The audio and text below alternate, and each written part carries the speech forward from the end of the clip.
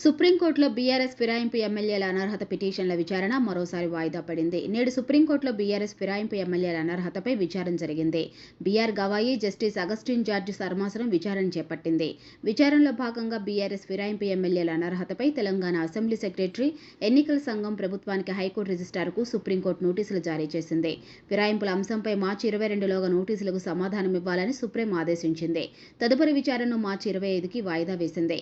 మంగళవారం మధ్యాహ్నం జరిగిన విచారణలో సుప్రీంకోర్టు ద్విసభ్య ధర్మాసనం అర్హత పిటిషన్లపై స్పీకర్ నిర్ణయం తీసుకునేందుకు రీజనబుల్ టైం అంటే ఎంతో చెప్పాలని ప్రశ్నించింది.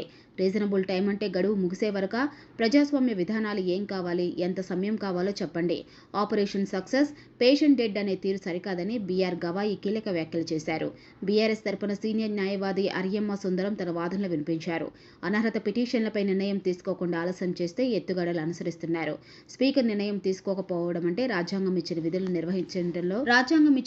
నిర్వహించడంలో విఫలమైనట్లేనని అన్నారు. ఇరు పక్షాల వాదనలు విన్న సుప్రీంకోర్టు విచారణకు వాయిదా వేసింది.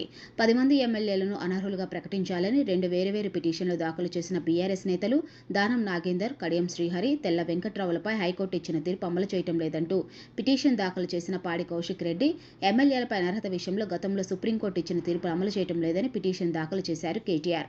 గత విచారణ సందర్భంగా ఫిరాయింపు ఎమ్మెల్యేలపై నిర్ణయం తీసుకోవడానికి ఎంత సమయం తీసుకుంటారో స్పీకర్తో సంప్రదించి వివరాలందించాలని సుప్రీంకోర్టు ఆదేశించింది.